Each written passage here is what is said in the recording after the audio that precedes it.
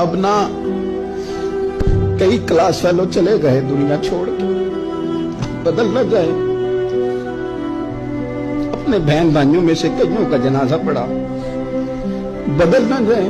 ہم میں سے کئیوں نے ماں باپ دفن کر دیے، پھول ڈال دیے قبروں پہ، بدل جائیں۔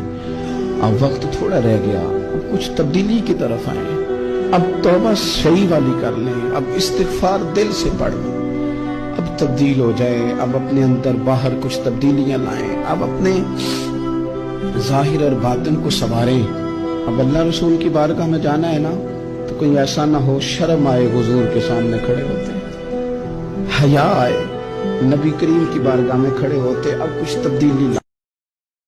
اور ہم نے ہر انسان کی اعمال نامے کو بصورت کتاب اس کے گلے میں لٹکا دیا ہے، اور قیامت کے روز وہ کتاب اسے نکال دکھائیں گے جسے وہ کھلا ہوا دیکھے گا۔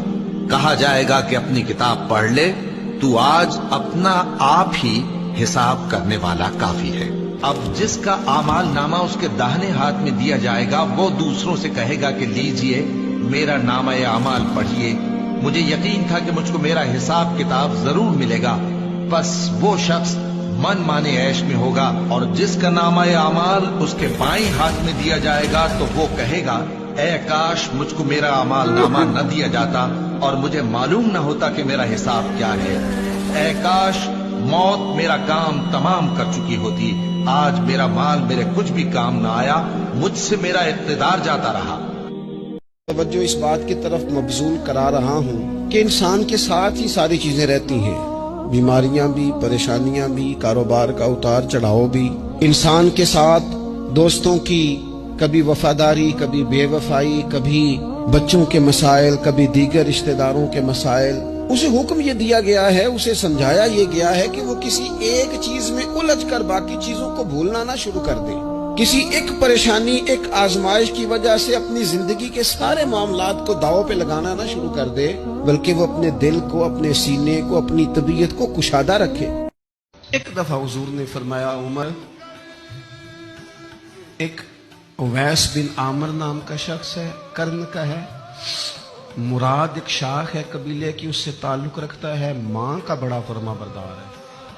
یہ دیکھیں حضور غلاموں کی نشانیاں بتا رہے ہیں، غلاموں کی۔ بے خبر ہو جو غلاموں سے، وہ آقا کیا ہے، اور بندہ مٹ جائے نہ آقا پہ تو وہ بندہ کیا ہے۔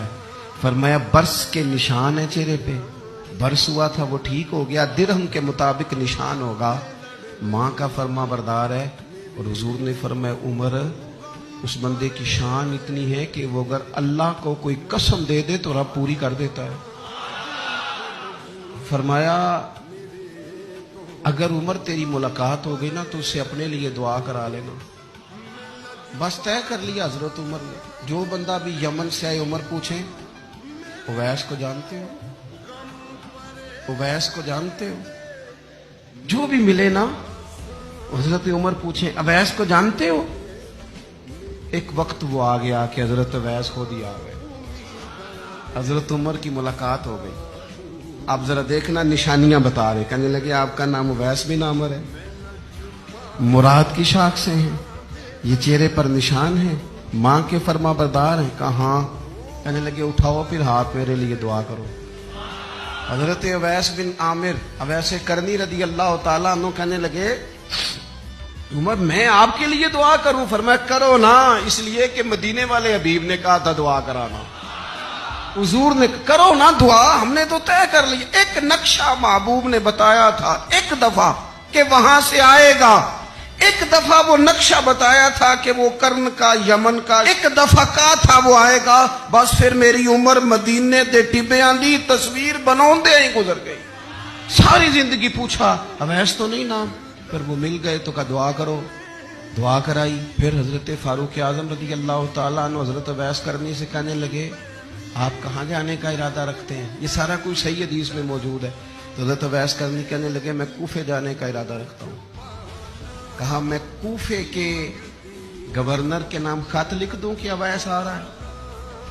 تو حضرت اویس کرنی کہنے لگے نا نا نا نا نا، ہمیں پروٹوکول نہیں چاہیے، میں نا سادہ رہنا پسند کرتا ہوں، اسی کسے دیکھو جو نہیں جو لگ دے، نہ کوئی ساڈا دردی، بس کونے میں پیچھے ہم کوئی اسٹیج کے شوقین لوگ ہیں، ہم کوئی نعروں کے شوقین لوگ ہیں، ہم کوئی تصویروں کے شوقین، ہم تو پیچھے بیٹھنا بس، کسی کو نظر آئے نہ آئے۔ عمر نے تو خود بتا دیا نا کہ مدینے والے کی نظر میں ہیں آپ نظر میں ہیں۔ مختصر سی میری کہانی ہے، یہ جو بھی ہے ان کی مہربانی ہے۔ حضرت ابو ہریرہ رضی اللہ تعالیٰ عنہ فرماتے ہیں کہ ہم لوگ بیٹھے تھے تو یکا یک ایک دیہاتی عرابی آیا، یکا یک اندر داخل ہوا، السلام علیکم کہا۔ بندہ بڑا سادہ تھا، یہ بھی نہیں پوچھا کہ باتیں کیا ہو رہی تھی، کوئی سوال جواب نہیں۔ سلام لینے کے فوراً بعد عرض کرتا یا رسول اللہ ایک مسئلہ پوچھنا تھا۔ کہتے ہم حیران ہو گئے کہ یار پہلے پوچھ تو لے، پہلے کیا بات ہو رہی، آتے ہی اپنی چھیڑ دی ہے۔ ایک مسئلہ پوچھنا تو حضور نے فرمایا پوچھو۔ عرض کرنے لگا حضور یہ بتائے قیامت والے دن حساب کس نے لینا ہے؟ تو محبوب مسکرائے، فرمایا بولے آدمی سادی سی بات ہے، حساب اللہ نے لینا ہے۔ کہتے وہ بات سن کے نا تو چل پڑا، جواب سن کے تو چل پڑا، رکا ہی نہیں۔ تو حضور نے فرمایا ٹھہر تو جا، پہلے تو آیا ہے، سلام لی ہے، بات بھی کوئی نہیں کرنے دی، دھڑام سے اندر داخل ہوا ہے اور سوال کا جواب لیا، اور پھر تو نے تبصرہ ہی نہیں کیا تو نکل گیا ہے۔ یا رسول اللہ حکم کرے۔ فرمایا کیا پوچھ رہا تھا؟ حضور پوچھا ہے کہ حساب کون لے گا؟ تو حضور فرمانے لگے میں نے بتایا اللہ لے گا، تو بولا کیوں نہیں؟ کہنے لگا یا رسول اللہ بس اتنا ہی پتہ کرنا تھا، اگر اللہ نے حساب لینا تو پھر ہم نے باچی جانا ہے انشاءاللہ، تو پھر باچی جانا ہے۔ تو حضور فرمانے لگے کس طرح؟ کہنے لگا یا رسول اللہ جب وہ کریم غالب آئے گا نا، جب اس کا غلبہ آئے گا تو